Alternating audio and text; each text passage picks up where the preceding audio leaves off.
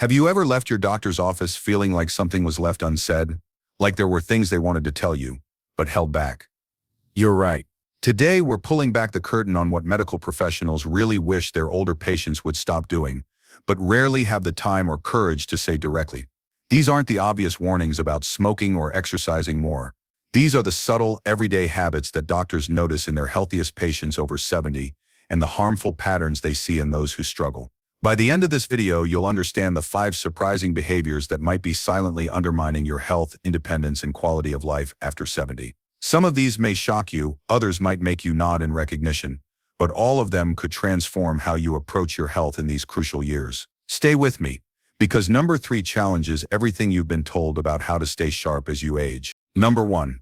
Treating pain as inevitable and not worth mentioning. One of the most troubling patterns doctors see in their older patients is the acceptance of pain as a normal, unavoidable part of aging, something not even worth bringing up during appointments. Many seniors have been quietly living with chronic discomfort for so long that they've simply incorporated it into their identity. That's just my bad knee, or my back always hurts. It's just age. What your doctor wishes they could tell you is that this silence about pain doesn't demonstrate stoicism or strength. It often leads to unnecessary suffering and accelerated decline. When pain goes unaddressed, it creates a cascade of negative effects that extend far beyond the discomfort itself. Chronic pain, even when mild, changes how you move. You begin favoring certain positions, limiting your range of motion, and avoiding activities that might trigger discomfort. Over time, this altered movement pattern weakens muscles that should be supporting your joints, creates compensatory strain in other areas, and gradually diminishes your overall mobility. The neurological impact is equally concerning. Unmanaged pain occupies a significant portion of your mental bandwidth. It quietly drains cognitive resources, disrupts sleep quality, and over time can even contribute to changes in brain structure, particularly in regions associated with mood regulation and decision-making. Most concerning to physicians is how this unaddressed pain gradually shrinks your world. You stop taking walks that once brought pleasure.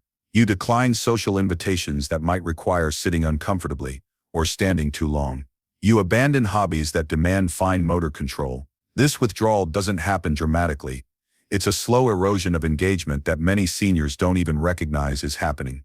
The truth is that while some discomfort may be common with aging, significant pain that interferes with daily activities or joy is not an inevitable burden you must carry.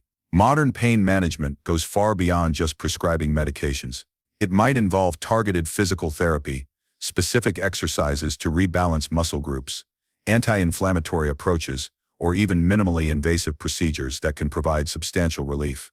Physicians see a clear pattern. Seniors who report and address pain early tend to maintain their independence, activity levels, and quality of life significantly longer than those who silently endure. The most successful agers aren't those who tolerate the most pain. They're the ones who recognize discomfort as information their body is providing and respond accordingly. So the next time you find yourself thinking it's just normal aging pain, reconsider. Your doctor would much rather hear about it now, while intervention options are plentiful, than later when that pain has already diminished your mobility, mood, and independence. Number 2. Prioritizing appearance over function in footwear. This might sound trivial compared to major health concerns, but doctors have a secret frustration seeing older patients continue to wear inappropriate footwear despite the outsized risk it creates. The shoes you choose after 70 matter far more than you realize. Many seniors, particularly women who've spent decades in fashionable shoes, still select footwear based primarily on style or habit rather than stability. Those slightly elevated dress shoes, the worn-out favorites with smooth soles, or even the house slippers that seem harmless, all create subtle balance challenges that your body silently struggles to compensate for. What medical professionals wish you understood is that falls remain the leading cause of injury and injury-related death among adults over 65. And inappropriate footwear is one of the most readily modifiable risk factors, yet one that patients often resist changing. The neurological reality of aging makes proper footwear increasingly crucial. The sensory receptors in your feet that provide your brain with vital information about your position in space, called proprioceptors, become less sensitive with age. Simultaneously, the nerve pathways that transmit this information slow down. This means your brain receives both less information and delayed information about your balance. Proper supportive shoes with non-slip soles don't just prevent accidents, They actually enhance these diminishing neural signals, providing your brain with clearer, more consistent feedback about your position. This improved sensory information allows your brain to make faster, more accurate adjustments to maintain stability. What's particularly frustrating for healthcare providers is seeing patients invest significant time and money in medications, supplements, or treatments to address health concerns, while dismissing the profound impact that simply changing their footwear could have on their safety and mobility. The most successfully aging patients understand that footwear is actually a medical decision after 70, not merely a fashion choice. They prioritize shoes with supportive arches, wider bases for stability, proper cushioning to protect joints, and textured soles that grip varying surfaces. The good news is that well-designed supportive shoes have evolved dramatically in recent years. Options exist that provide both the stability your nervous system needs and the style your social identity wants. This small change, switching to truly supportive, stability-enhancing footwear, can literally add years of safe mobility to your life. If you're still watching this video and finding these insights valuable, please comment number 2 below to let me know you're here. And if you haven't subscribed yet, I recommend you subscribe and turn on the bell so you don't miss any videos. Your support helps us continue creating good content to inform and inspire you. Now, let's move forward. Number 3. Overdoing brain games while neglecting physical movement. Here's a truth that might surprise you. Many neurologists and gerontologists privately worry that the current obsession with brain games and cognitive puzzles is drawing seniors' attention away from what their brains actually need most: physical movement. You've likely seen the advertisements and articles promoting specialized apps and puzzles designed to exercise your brain and stave off cognitive decline. These products have created a billion-dollar industry by appealing to our fears about memory loss. And while mental stimulation certainly has value, there's something your doctor wishes you knew. Moderate physical activity does more for your cognitive health than all those crossword puzzles and memory games combined. The science on this is remarkably clear, though rarely explained to patients. When you engage in regular physical movement, even something as simple as a daily walk, you trigger a cascade of processes that directly benefit your brain in ways no mental puzzle can match. First, physical activity increases blood flow to your brain, delivering the oxygen and nutrients your neural tissues need to function optimally. Second, movement stimulates the production of proteins called neurotrophic factors, essentially fertilizer for your brain cells that support neuron health and the connections between them. Third, regular activity helps regulate inflammation throughout your body, including neuroinflammation that can damage cognitive function over time. What's particularly significant is that physical movement engages your brain in complex ways that static mental exercises simply can't replicate. When you walk on varying terrain, dance to music, or work in a garden, your brain must continuously integrate information from your visual system, vestibular system, inner ear, and proprioceptors throughout your body. It must coordinate dozens of muscles, adjust to changing conditions, and make split-second decisions about balance and movement. This whole brain workout activates neural networks throughout your brain simultaneously, creating an integrated kind of stimulation that sitting with a puzzle can never provide, no matter how challenging the puzzle might be. The most concerning pattern doctors see is seniors who conscientiously complete their daily brain games while remaining largely sedentary, unaware that this approach neglects what decades of research has shown their brains need most. The most successfully aging patients understand this hierarchy of brain health. Physical movement comes first, with cognitive challenges incorporated into active life, not as a substitute for it. They prioritize activities that combine physical movement with social interaction and mental engagement, taking a walk with a friend while discussing a book, joining a dance class, or volunteering for a community garden. So by all means, enjoy your crossword puzzles and memory games, but not at the expense of getting your body moving, which remains the single most powerful intervention for maintaining cognitive health as you age. Number 4. Reducing water intake to avoid bathroom trips. Here's an uncomfortable truth. Many doctors notice but rarely discuss directly. Many older adults deliberately restrict their fluid intake to avoid inconvenient or frequent trips to the bathroom. This seemingly practical adjustment, drinking less to urinate less, creates far more serious health consequences than most seniors realize. The rationale seems logical, especially for those with mobility challenges or mild incontinence issues. Fewer beverages means fewer bathroom visits, fewer interruptions to sleep, and less worry about finding facilities when out in public. But physicians watch with concern, as this seemingly innocent adaptation spirals into a cascade of health problems. Proper hydration is not optional for your body's functioning, particularly as you age. With even mild dehydration, blood becomes more concentrated, forcing your heart to work harder to pump it through your vessels. Kidney function, already diminished with age, becomes further stressed as these organs struggle to clear waste products from thicker blood. Cognitive function suffers noticeably. Studies show that even 1 to 2% dehydration reduces attention, memory, and perception. Most concerning is how dehydration actually worsens the very urinary issues seniors are trying to manage. Without sufficient fluid intake, urine becomes more concentrated, which irritates the bladder lining and can trigger the sensation of needing to urinate even when your bladder isn't full. This concentrated urine also creates an ideal environment for bacterial growth, significantly increasing UTI risk.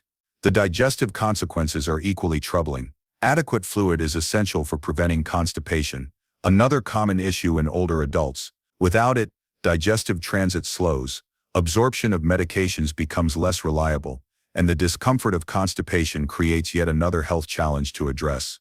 What doctors wish they had time to explain is that addressing the underlying urinary concerns directly, through pelvic floor physical therapy, appropriate medical treatments, or even simple scheduled bathroom visits, is far healthier than restricting the fluid your body fundamentally needs. The most successfully aging patients maintain proper hydration as a non-negotiable priority. They develop strategies like front-loading fluids earlier in the day, using techniques to strengthen bladder control, and planning bathroom access rather than restricting the water their bodies require. Remember this powerful perspective shift. Hydration is not a lifestyle choice. It's essential maintenance for every system in your body. The inconvenience of more frequent bathroom trips is a small price compared to the widespread damage that chronic mild dehydration inflicts on your health, energy, and cognitive clarity. Number 5. Isolating after hearing loss instead of addressing it.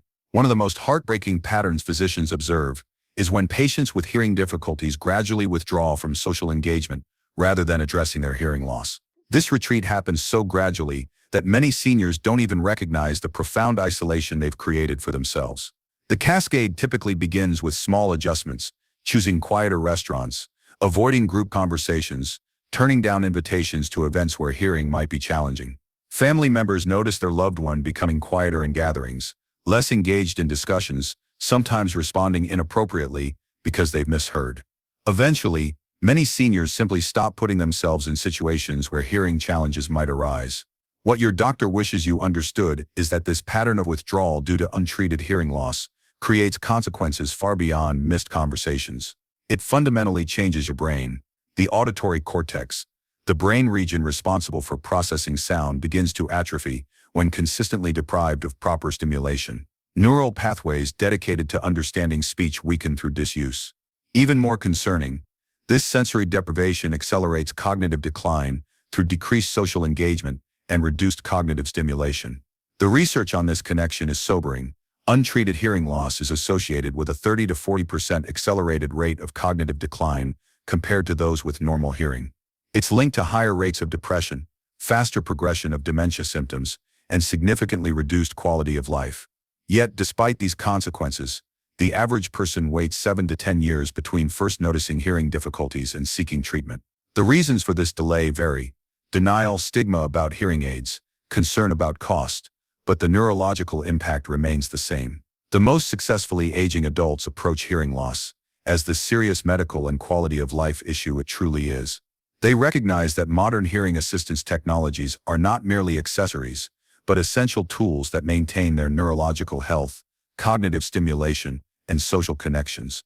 What many don't realize is how dramatically hearing technology has evolved. Today's options are often nearly invisible, technologically sophisticated, and specifically designed to help with the particular challenges of understanding speech in noisy environments. The exact situation many seniors find most difficult. The physicians who work with older adults have a clear message they wish more patients would hear. The consequences of untreated hearing loss are far more significant than the perceived inconvenience or stigma of addressing it. Your brain needs auditory input and social connection like your lungs need air, and protecting those neural pathways should be a top priority, not an optional cosmetic concern. These 5 behaviors we've discussed: silently accepting pain, choosing inappropriate footwear, Overvaluing brain games while undervaluing movement, restricting fluid intake, and isolating due to untreated hearing loss might seem disparate at first glance, but they share a common thread. Each represents a small, seemingly reasonable adaptation that creates outsized negative consequences over time. What's particularly striking is how these patterns cut across education levels, income brackets, and backgrounds. Even highly informed seniors fall into these habits, often unaware of the compound effects they're creating in their health and quality of life. The good news is that awareness is the first step toward change. Simply recognizing these patterns in yourself opens the door to different choices that can significantly enhance your health, independence, and enjoyment in the years ahead. Remember that successful aging isn't about avoiding all problems or maintaining perfect health. It's about making informed decisions that help you maintain function, engagement, and joy for as long as possible. It's about addressing challenges directly, rather than adapting in ways that create larger problems down the road. Thank you for joining us today. We'd love to hear from you. Leave a comment below and share which of these insights resonated most with you, or perhaps what changes you might consider making. Your thoughts are important to us, so don't hesitate to share them. Reading your comments gives us great motivation and encouragement. If you enjoyed this video and found it helpful, please like, subscribe, and share. Your support helps us continue creating good content to inform and inspire you. Thanks for watching, and we look forward to seeing you in the next video.